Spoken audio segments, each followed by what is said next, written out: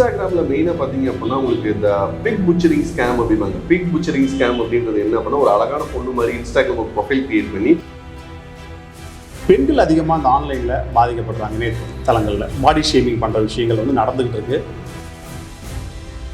இந்த மாதிரி ஆன்லைனில் உங்களை யாராவது மிரட்டுறாங்க, உங்கள் ஃபோட்டோவை ஆஃப் பண்ணி மாட்டுறாங்க, பாடி ஷேமிங் பண்ணி ஏதோ ஒன்று இன்சல்ட் பண்ணுறாங்க, ஏதோ ஒன்று பண்ணுறாங்க அப்படின்னா, இன்னைக்கு உங்கள் ப்ரொஃபைலோட யூஆர்எல் எடுத்து ஒரு வெப்சைட் ஃப்ரீ வெப்சைட்டில் போட்டோம் அப்படின்னா நீங்கள் ப்ரைவேட்டாக வச்சுருக்க எல்லா ஃபோட்டோஸும் எனக்கு டவுன்லோட் ஆகிடும். ஆண்டர்ப்ரனராக வர்றவங்களும் இதில் பெருசாக பாதிக்கிறாங்க. நம்ம ஒரு நான் ஐடி பிஸ்னஸ், மேனுஃபேக்சரிங் ஏதோ ஒன்று பண்ணுறோம் அப்படின்னாலும் நமக்கான வெப்சைட் அப்படின்னு ஒன்று தேவைப்படுது. சைபர் செக்யூரிட்டின்றாங்க இல்லையா, அப்படின்னு என்ன அப்படின்றத மக்களுக்கு புரிகிற மாதிரி. சைபர் செக்யூரிட்டி அப்படின்றது இணையதளம் சார்ந்து இருக்க எல்லாமே. இது வந்து ஒரு கம்ப்யூட்டராக இருக்கலாம். ஒரு எத்திக்கல் ஹேக்கிங் அப்படின்னா நீங்கள் என்னன்னு சொல்ல முடியுமா சார்? இப்போ மொபைலில் இருக்க டேட்டா திருட்டாங்க, உங்கள் பணத்தை திருட்டாங்க, இவங்களாம் நம்ம என்ன சொல்கிறோம் அப்படின்னா ஹேக்கர்ஸ் அப்படின்னு சொல்கிறாங்க. ஒரு ஹேக்கர் எப்படிலாம் ஹேக் பண்ணுவாங்க அப்படின்ற எல்லா விஷயமும் தெரிஞ்சு வச்சுருப்பாங்க. தெரிஞ்சு வச்சுட்டு ஒரு கம்பெனியில் ஒர்க் பண்ணும்போது இந்தியான்றது ஒரு வளரும் நாடு பட்டியலில் தான் இருக்குது. அதே டைம் இப்போ தான் நம்ம டிஜிட்டல் இந்தியா அப்படின்ற ஸ்லோகன்லாம் கொண்டு வந்து நீங்கள் சொன்ன மாதிரி வளர்ந்த நாடுகள் எல்லாமே இந்த டிஜிட்டலைசேஷன் அப்படின்றது இதுக்கு முன்னாடி ஆரம்பிச்சிட்டாங்க. எல்லா கையிலும் ஸ்மார்ட் ஃபோன் இருக்குது, எல்லா ஸ்மார்ட் ஃபோன்லையும் இன்டர்நெட் இருக்குது. அப்போ இந்த ஸ்மார்ட் ஃபோன் ஸ்மார்ட்டாக இருக்குது, பட் நம்ம ஸ்மார்ட்டாக இருக்கோமா, எவ்வளோ சேஃபாக இருக்கும்? தமிழ்நாட்டில் இந்த சைபர் அட்டாக் அப்படின்றதும் எத்திக்கல் ஹேக்கிங் அப்படின்றதும் நம்ம எந்த இடத்துல இருக்கோம்? இப்போ நம்ம ஆன்லைன் கிரைம்ஸ் அப்படின்னு வரும்போது பார்த்தீங்கன்னா, சைபர் செக்யூரிட்டி இஷ்யூஸ்னு வரும்போது பார்த்தீங்கன்னா அதுவும் அதே மாதிரி தான் கையாளப்படுதா?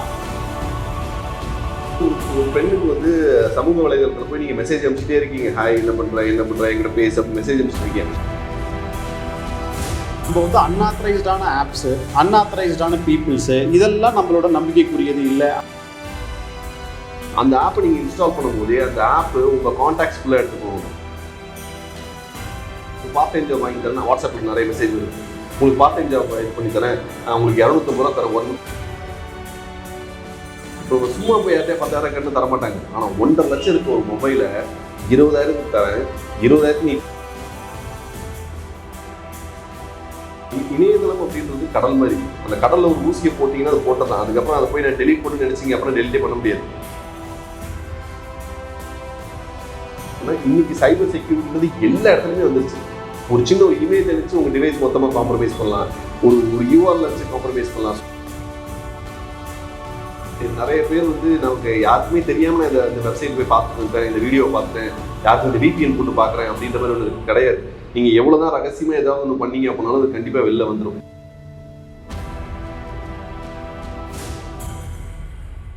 அனைவருக்கும் வணக்கம். இன்றைக்கி இந்த வீடியோவில் நம்ம கம்ப்ளீட்டாக பார்க்க போகிறது பார்த்தீங்கன்னா, பர்டிகுலராக எத்திக்கல் ஹேக்கிங்லேயும் சைபர் செக்யூரிட்டிலையும் எக்ஸ்பர்ட். சேம் டைம் இவங்க தமிழ்நாட்டை சார்ந்தவங்க. கோயம்புத்தூரில் இவங்களோட அலுவலகம் இருக்குது. சாரோட நேம் பார்த்தீங்கன்னா சங்கர்ராஜ் சுப்பிரமணியம் அப்படின்னு சொல்லிட்டு. இவங்க எத்திக்கல் ஹேக்கிங்கில் ட்ரைனிங் கொடுத்து இருக்கக்கூடியவங்களா இருக்காங்க. அது கல்லூரிகளாகட்டும், கற்றுக்கணும்னு நினைக்கிறவங்களா இருக்கட்டும், அவங்க எல்லாருக்குமே ஒரு சரியான பயிற்சியை கொடுத்துக்கிட்டு இருக்கிறாங்க. இந்த துறையில் பார்த்தீங்கன்னா கிட்டத்தட்ட 18 ஆண்டுகள் அனுபவம் வாய்ந்தவங்களாகவும் இருக்காங்க. இவங்க கிட்டேருந்து நம்ம என்னெல்லாம் தெரிஞ்சுக்க போகிறோம் அப்படின்னு கேட்டிங்கன்னா, இன்றைக்கி எத்திக்கல் ஹேக்கிங் அப்படின்றதும் சைபர் செக்யூரிட்டி அப்படின்றதும் நாம் வாழ்ந்துகிட்டு இருக்கக்கூடிய இந்த சொசைட்டியில் நமக்கான பாதுகாப்பின்மையை, அதாவது அன்செக்யூரிட்டியை ஏற்படுத்தக்கூடியதாக இருக்குது. இதன் மூலமாக பாதிக்கப்பட்டவங்க நிறைய பேர், தன்னோட பொருளாதாரத்தை இழந்தவங்க நிறைய பேர், இந்த மாதிரி நிறைய பிரச்சனைகளை ஃபேஸ் பண்ணிக்கிட்டு இருக்காங்க. அந்த 18 ஆண்டுகள் சைபர் செக்யூரிட்டிலையும் எத்திக்கல் ஹேக்கிங்லையும் அனுபவம் இருக்கிறவங்க கிட்ட உங்களுக்கு தேவையான உங்களோட கேள்விகளை ஸ்டெப் பை ஸ்டெப்பாக நம்ம ரைஸ் பண்ண போகிறோம். இதன் மூலமாக இன்றைக்கு இருக்கக்கூடிய இணையதளத்திலேருந்து நம்மளை எப்படி நம்ம பாதுகாத்துக்க முடியும், எப்படி மற்றவங்கள பாதுகாப்பாக வச்சுக்கிறதுக்கு நம்மளான சரியான அறிவுரைகளை சொல்ல முடியும், இது எல்லாத்தையும் தான் நம்ம ஒரு கைடன்ஸாக பார்க்க போகிறோம். வணக்கம் சார். வணக்கம் சார். உங்களை பற்றி நீங்களே ஒரு வார்த்தைகள் சொல்லிடுங்க சார். என் பேர் சங்கர்ராஜ் சுப்பிரமணியன். நான் ஒரு certified ethical hacker. Prompt Infotech அப்படின்ற கம்பெனியோட ஃபவுண்டர் அண்ட் CEO. இந்த ஃபீல்டில் மொத்தம் 18 இயர்ஸ் ஆஃப் எக்ஸ்பீரியன்ஸ் இருக்குது.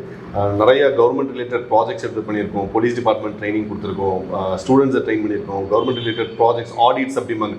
ஸோ ஒரு நெட்ஒர்க்கு இல்லை வந்து ஒரு சர்வர் இல்லை வந்து மொத்தம் ஒரு இன்ஃப்ராஸ்ட்ரக்சர், ஒரு கம்பெனி, இன்னொரு கம்ப்யூட்டருக்கு ஒரு கம்பெனி இருக்குது. அந்த இருக்க கம்பெனியை எப்படி சேஃபாக வச்சுக்கணும், இதில் என்னென்ன பிரச்சனைகள்லாம் இருக்குது, அதுக்கு பேர் வல்னரபிலிட்டி அசஸ்மெண்ட் அப்படிம்பாங்க. ஸோ அதெல்லாம் பார்த்து ஒரு ஒரு மொத்த இன்ஃப்ராஸ்ட்ரக்சரை சேஃபாக வச்சுக்கிறதுக்கு என்ன பண்ணணும் அப்படின்றதான் இவ்வளோ வருஷம் பண்ணிட்டு வரோம். சரிங்க சார். இதில் இந்த சைபர் செக்யூரிட்டின்றாங்க இல்லையா, அப்படின்னா என்ன அப்படின்றத மக்களுக்கு புரிகிற மாதிரி, பாமரனுக்கும் புரிகிற மாதிரி எளிமையாக சொன்னீங்கன்னா ரொம்ப ஈஸியாக இருக்கும் சார். சைபர் செக்யூரிட்டி அப்படின்றது இணையதளம் சார்ந்து இருக்க எல்லாமே. இது வந்து ஒரு கம்ப்யூட்டராக இருக்கலாம், ஒரு மொபைலாக இருக்கலாம், ஒரு சர்வராக இருக்கலாம், இல்லை எதுவாக வேணா இருக்கலாம். ஒரு ஆர்கனைசேஷன் அப்படின்னு எடுத்துட்டீங்க அப்படின்னா சைபர் செக்யூரிட்டி எதை சொல்கிறாங்கன்னா இணையத்து கூட கனெக்ட் ஆகிருக்க எல்லாத்தையுமே எப்படி நம்ம செக்யூராக வச்சுக்கிறது, அதை தான் நம்ம வந்து சைபர் செக்யூரிட்டி அப்படின்னு சொல்கிறோம். இப்போ அதே ஆர்கனைசேஷனுக்கு அதே கம்பெனிக்கு வெளியில் ஒரு வாட்ச்மேன் நம்ம வச்சுருக்காங்க. இல்லை வாட்ச்மேன் என்ன பண்ணுறாங்க, யார் உள்ளே வராங்க யார் வெளில போகிறாங்க, அன்ஆத்தரைஸ்டாக யாராவது வராங்களா இல்லையா அப்படின்றத பார்த்து நிறைய விஷயங்கள் பண்ணுறாங்க. அதையே கம்பெனிக்குள்ளே டிஜிட்டல் மீடியம் அப்படின்னு சொல்லுவாங்க. இணையதளம் இணையத்து கூட கனெக்ட் ஆகிருக்க மாதிரி டிஜிட்டல் டிவைசஸ், இந்த மாதிரி டிவைஸ்லாம் பாதுகாப்பாக இருக்குதான்னு பார்க்குறதோட வேலை தான் சைபர் செக்யூரிட்டி ப்ரொஃபஷனல்ஸோட வேலை. சூப்பர் சார், எளிமையாக எல்லாருக்குமே புரியுற மாதிரி இருந்தது. எத்திக்கல் ஹேக்கிங் அப்படின்னா நீங்கள் என்னன்னு சொல்ல முடியுமா சார்? இதில் ஹேக்கிங் அப்படின்றது என்ன அப்படின்னா, ஹேக்கர்ஸ் எல்லாமே தப்பு பண்ணுறவங்க தான் ஹேக்கர்ஸ் அப்படிம்பாங்க. இப்போ உங்கள் மொபைலில் இருக்க டேட்டா திருடிட்டாங்க, உங்கள் பணத்தை திருடிட்டாங்க, இவங்களாம் நம்ம என்ன சொல்கிறோம் அப்படின்னா ஹேக்கர்ஸ் அப்படின்னு சொல்கிறாங்க. இப்போ இவங்களை தடுக்கிறதுக்கு நமக்கு ஏதாவது ஒன்று வேணும் இல்லையா? இப்போ இதை தடுக்கிறதுக்கு யார் தடுப்பாங்க அப்படின்னா அதே ஹேக்கிங் தெரிஞ்ச ஒருத்தவங்க, பட் அதை நல்ல விஷயத்துக்கு பயன்படுத்துகிற ஒருத்தவங்க நமக்கு தேவை. ஸோ அவங்கள நம்ம என்ன சொல்கிறோம் அப்படின்னா எத்திக்கல் ஹேக்கர்ஸ் அப்படின்னு சொல்கிறோம். ஸோ இந்த எத்திக்கல் ஹேக்கர்ஸ் அவங்களாம் என்ன பண்ணுவாங்க அப்படின்னா ஒரு ஹேக்கர் எப்படிலாம் ஹேக் பண்ணுவாங்க அப்படின்ற எல்லா விஷயத்தையும் தெரிஞ்சு வச்சுருப்பாங்க. தெரிஞ்சு வச்சுட்டு ஒரு கம்பெனியில் ஒர்க் பண்ணும்போது இந்த கம்பெனிக்கு ப்ரொடெக்ட் பண்ணுறதுக்காக தடுக்கிறதுக்காக நான் என்னென்னலாம் பண்ணணும், ஏன்னா அவங்களுக்கு தான் தெரியும் ஒரு அட்டாக்கர் எப்படி வருவான். இந்த போலீஸ் டிபார்ட்மெண்ட்டில் இருக்க எல்லாருமே பார்த்தீங்க அப்படின்னா கிரிமினல் மாதிரி தான் யோசிப்பாங்க போலீஸ் ஆஃபீஸர்ஸ்லாம். ஏன்னா அப்போ தான் அவங்களுக்கு தெரியும் இந்த மாதிரி தான் அவங்க கொலை பண்ணியிருப்பாங்க, இந்த மாதிரி தான் திருடி இருப்பாங்கன்னு தெரிஞ்சால் தான் அதை தடுக்க முடியும் அவங்க. ஸோ எத்திக்கல் ஹேக்கர்ஸ் அந்த மாதிரியான ஒரு ப்ரொஃபஷனல்ஸ் தான். Okay sir. இப்போ வளர்ந்த நாடுகள் வளரும் நாடுகள் அப்படின்னு சொல்லிட்டு கண்ட்ரிஸே வேர்ல்டு வைடு வந்து டிவைட் பண்ணியிருக்காங்க. இப்போ வளர்ந்த நாடுகளில் இன்டர்நெட் இந்த செக்யூரிட்டி இதெல்லாம் ஏற்கனவே வந்து ஓரளவுக்கு அவங்க லேர்ன் பண்ணி ஒரு எக்ஸ்போர்ட் ஸ்டேஜ் கூட போயிருக்கலாம். இந்தியான்றது ஒரு வளரும் நாடு பட்டியலில் தான் இருக்குது. அதே டைம் இப்போ தான் நம்ம டிஜிட்டல் இந்தியா அப்படின்ற ஸ்லோகன்லாம் கொண்டு வந்து எல்லாத்தையுமே டிஜிட்டலைஸாக மாற்றிக்கிட்டு இருக்கோம். இன்னும் கம்ப்ளீட்டாக மாற்றிட்டோமான்னு கேட்டால் இல்லை, நம்ம லேர்னிங் ஸ்டேஜில் தான் இருக்கோம். அப்போ இன்றைய காலகட்டத்தில் இந்தியாவில் சைபர் செக்யூரிட்டி அப்படின்றதும் எத்திக்கல் ஹேக்கிங்ன்றதும் எப்படிப்பட்ட மிக முக்கியமானதாக இருக்குது சார்? நீங்கள் சொன்ன மாதிரி வளர்ந்த நாடுகள் எல்லாமே இது டிஜிட்டலைசேஷன் அப்படின்றது இதுக்கு முன்னாடி ஆரம்பிச்சிட்டாங்க. அது நீங்கள் சாதாரணமாக ஒரு ட்ரெயின் டிக்கெட் புக் பண்ணுறதா இருக்கட்டும், இல்லை வந்து டிரான்சாக்ஷன் பண்ணுறதா இருக்கட்டும், இல்லை ஏடிஎம் மிஷின்ஸ், இது எல்லாம் பார்த்தீங்கன்னா டிஜிட்டலைசேஷன் அப்படின்றத முன்னாடியே கொண்டு வந்துட்டாங்க. நம்ம டிஜிட்டல் இந்தியா மூலமாக இப்போ தான் கொண்டு வந்திருக்கோம். ஒரு 10 வருஷத்துக்கு முன்னாடி சைபர் செக்யூரிட்டிக்கு நம்ம வந்து ஒரு ஆடிட் பண்ணி ஒரு கம்பெனி இவ்வளோ செலவு பண்ணு சொன்னால் நிறைய கம்பெனிஸ் யோசிப்பாங்க 10-15 வருஷத்துக்கு முன்னாடி எதுக்கு இதெல்லாம் போய் சைபர் செக்யூரிட்டிலாம் என்ன பண்ணணும் அப்படின்னு. ஆனால் இன்றைக்கி நிலைமையே வேறு. ஏன் அப்படின்னா அவ்வளோ நம்பர் ஆஃப் அட்டாக்ஸ், அவ்வளோ number of financial loss, data loss, அந்த மாதிரிலாம் நிறைய ஆர்கனைசேஷன் நடந்துட்டு இருக்கிறதுனால அவங்க என்ன பண்ணுறாங்க அப்படின்னா சைபர் செக்யூரிட்டியோட முக்கியத்துவம் என்ன அப்படின்றது எல்லாத்துக்கும் புரிஞ்சிருச்சு. ஆமாம், இப்போ நம்ம ஒரு வெப்சைட் வச்சுருக்கோம் அப்படின்னா அந்த வெப்சைட்டை சேஃபாக வச்சுருக்கணும், அதில் யாரோ யூசர் நேம் பாஸ்வேர்ட் கொடுத்து லாகின் பண்ணுறாங்கன்னா அந்த யூசர் நேம் பாஸ்வேர்ட் நம்ம பாதுகாக்கணும் அப்படின்ற நிறைய விஷயம் நிறைய கம்பெனிஸ் தெரிஞ்சிருச்சு. இது கம்பெனிஸ்க்கு மட்டும் இல்லை, மக்களுக்கே பார்த்தீங்க அப்படின்னா எல்லார் கையிலையும் ஸ்மார்ட் ஃபோன் இருக்குது, எல்லா ஸ்மார்ட் ஃபோன்லையும் இன்டர்நெட் இருக்குது. அப்போ இந்த ஸ்மார்ட் ஃபோன் ஸ்மார்ட்டாக இருக்குது, பட் நம்ம ஸ்மார்ட்டாக இருக்கோமா, எவ்வளோ சேஃபாக இருக்கும் இன்றைக்கி நினச்சா நம்ம வந்து நீங்கள் சொன்ன மாதிரி நம்ம வந்து வீடு பூந்து கொள்ளடிக்கணுன்றது இல்லை, உங்கள் மொபைலுக்குள்ளே போய் ஹேக் பண்ணாலும் உங்கள் இருக்க மொத்த பணத்தையும் நம்ம வந்து கொள்ளடிச்சிடலான்ற மாதிரி இருந்துச்சு. ஸோ சைபர் செக்யூரிட்டியோட இம்பார்ட்டன்ஸ் அப்படின்றது இன்றைக்கி எல்லாத்துக்குமே தெரிஞ்சிருச்சு. சரி சார், இப்போ இந்தியாவுக்கு நீங்கள் சொன்னது சரியாக இருந்தாலுமே கூட தமிழ்நாடு இந்தியாவில் ஒரு வளர்ந்த மாநிலமாக இருக்குது மற்ற மாநிலங்களை கம்பேர் பண்ணும்போது அப்படின்னு நம்மளோட டேட்டாஸ் வந்து சொல்லிக்கிட்டு இருக்கு. அப்போது தமிழ்நாட்டில் இந்த சைபர் அட்டாக் அப்படின்றதும் எத்திக்கல் ஹேக்கிங் அப்படின்றதும் நம்ம எந்த இடத்துல இருக்கோம், எதை நோக்கி போகணும், ஒரு சாமானியன் எப்படி பாதுகாப்பாக இருக்கணும் சார்?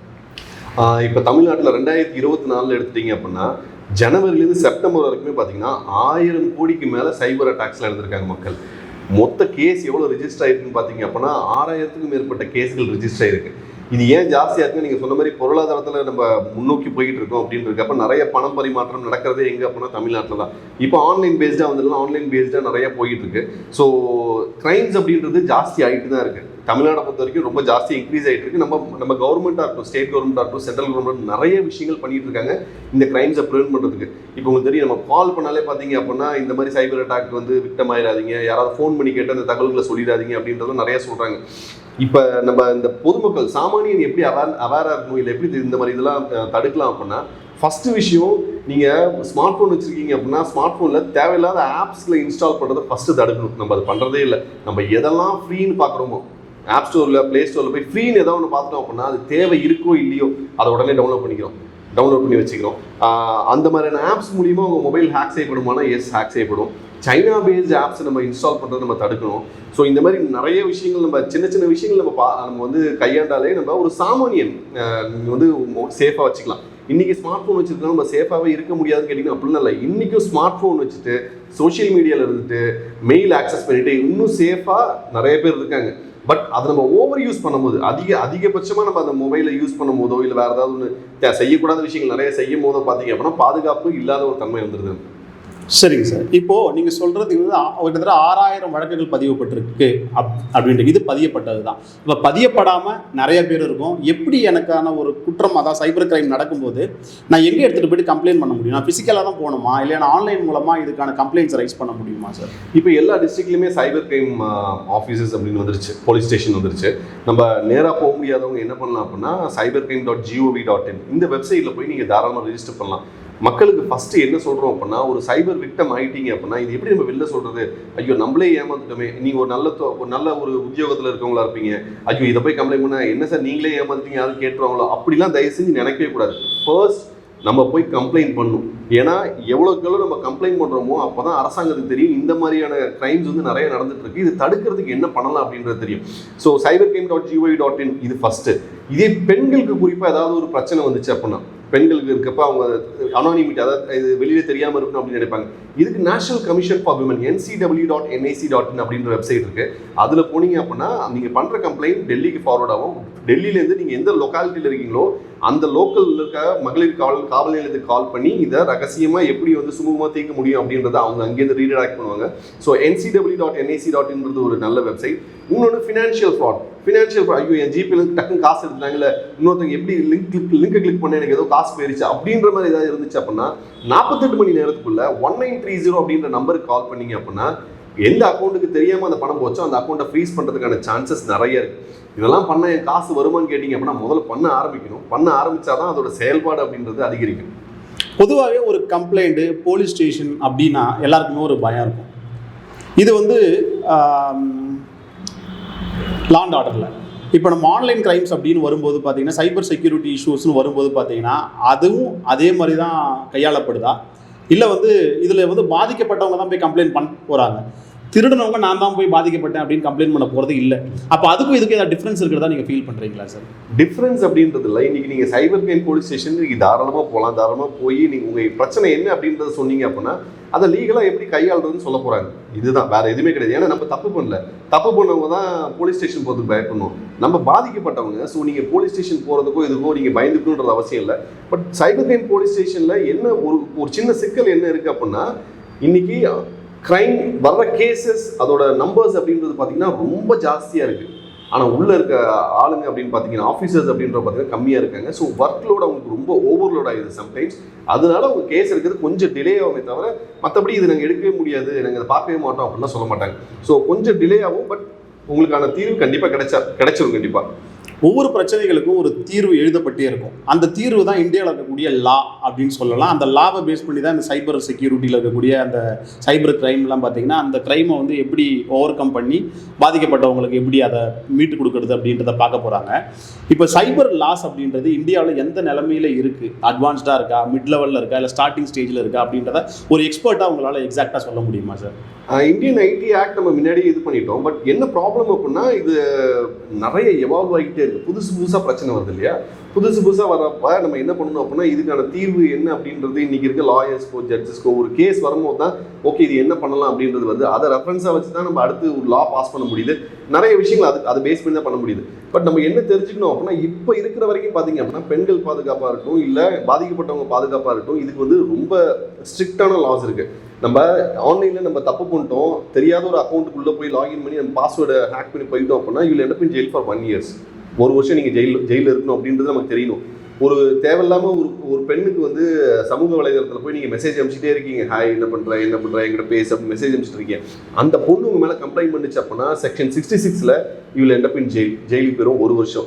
ஸோ இந்த மாதிரி நமக்கு நிறைய லாஸ் பெண்கள் பாதுகாப்பிற்காகவும் மற்ற பாதிக்கப்பட்டவங்க பாதுகாப்புக்கும் நிறைய லாஸ் இப்போதைக்கு இருக்குது. அது இன்னும் எவால்வ் ஆகிக்கிட்டே தான் இருக்குது. ஸோ நம்ம வந்து வி ஆர் இந்த செகண்டரி ஸ்டேஜில் இருக்கோம். நம்ம ஃபர்தராக பார்த்தீங்க அப்படின்னா இதை இன்னும் ரிஸ்ட்ரிக்ட் பண்ணி வேறு என்ன பண்ணணுன்றது வர்ற சைபர் கிரைம்ஸை வச்சு தான் அடுத்த லா அப்படின்றது ஃபார்முலேட் பண்ணுவாங்க. சரிங்க சார். இப்போ நம்ம 2 விஷயம் பார்த்தோம். ஒன்று வந்து பிஸ்னஸ் பீப்புள்ஸ் எப்படி பாதிக்கப்படுறாங்க, இண்டிவிஜுவல் எப்படி பாதிக்கப்படுறாங்கன்னு. இப்போ பிஸ்னஸ் பீப்புள் நீங்கள் சொன்ன மாதிரி ஏற்கனவே ஒரு ஆஃபீஸ்க்கு அவங்களால செக்யூரிட்டியை வச்சுக்க முடியும், அதுக்கான பொருளாதாரம் அவங்ககிட்ட இருக்குது.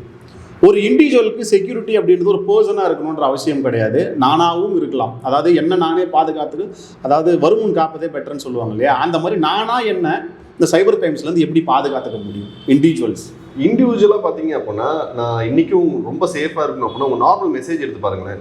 நார்மல் மெசேஜ் எடுத்து பாருங்கள், ஒரு 10 மெசேஜ் வந்திருக்கு இன்றைக்கி அப்படின்னா உங்களுக்கு சம்மந்தப்பட்ட மெசேஜ் அப்படின்றது 2 மெசேஜ் தான் இருக்கும்.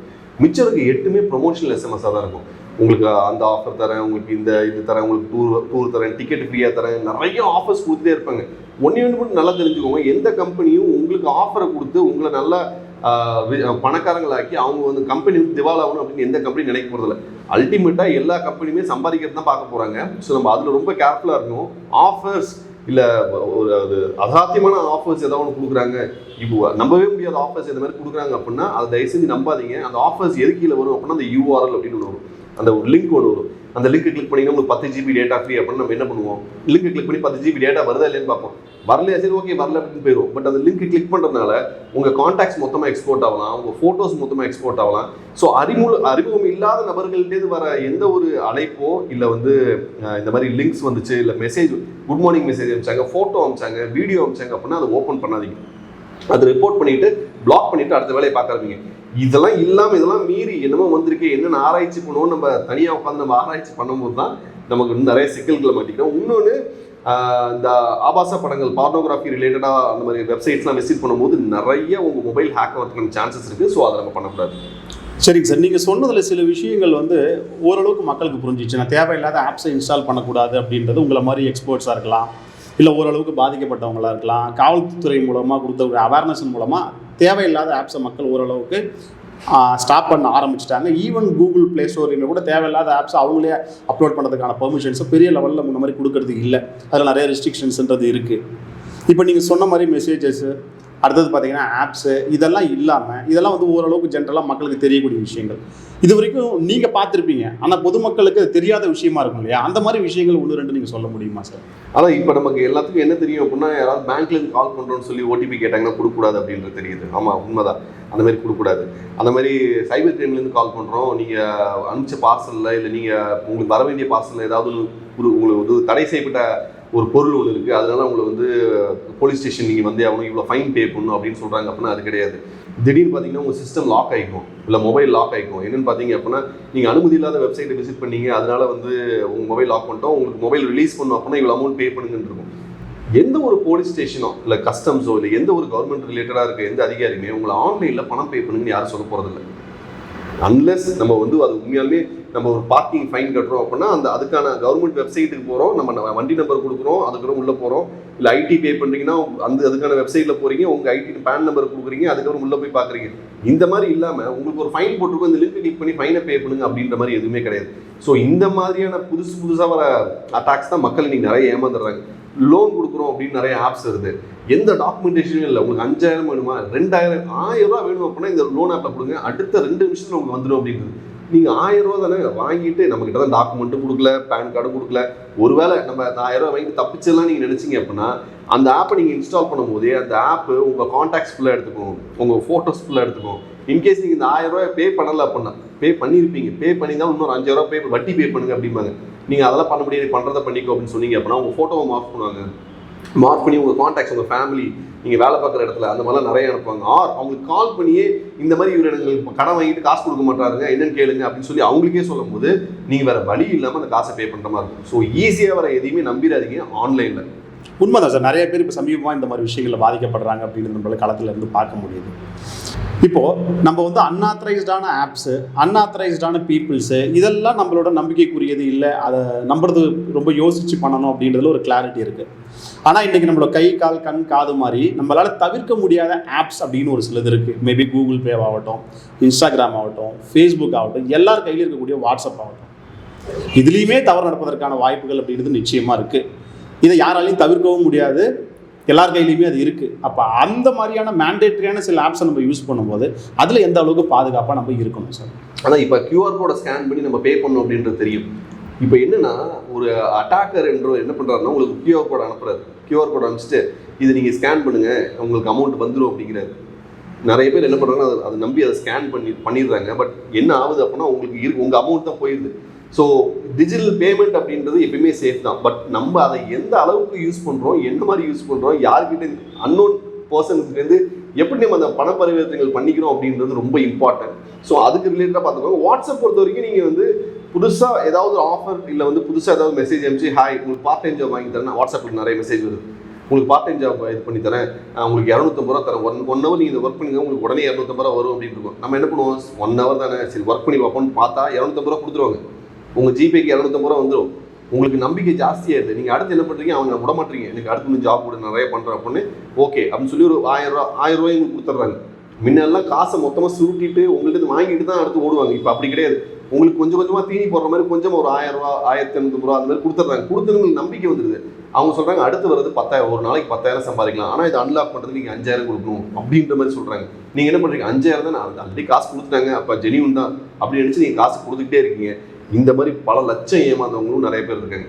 ஸோ வாட்ஸ்அப்பாக இருக்கட்டும், கூகுளாக இருக்கட்டும், இல்லை ஃபேஸ்புக் ஏதோ ஒன்று இருக்கட்டும், அந்த மீடியம் அப்படின்றது சேஃப் தான். பட் நம்ம அதை எப்படி யூஸ் பண்ணுறோம், எப்படி ஏமாறாமல் இருக்கும் அப்படின்றது தான் முக்கியம்.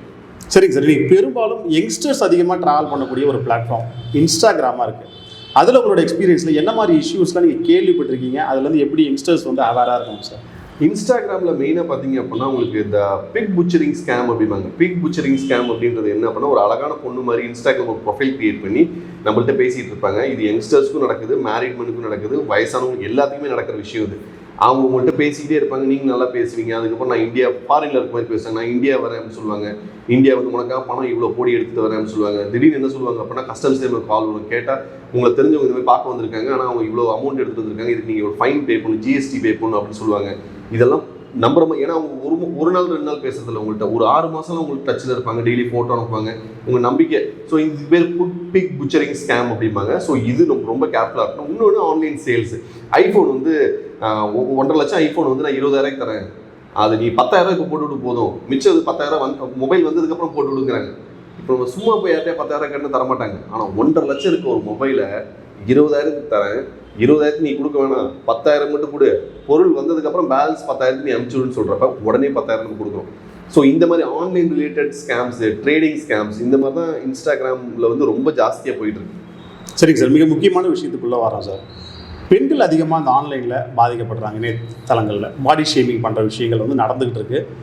இது பெருசாக ஃபேமிலிக்குள்ளே பேசப்படுற ஒன்றா இருந்துச்சு.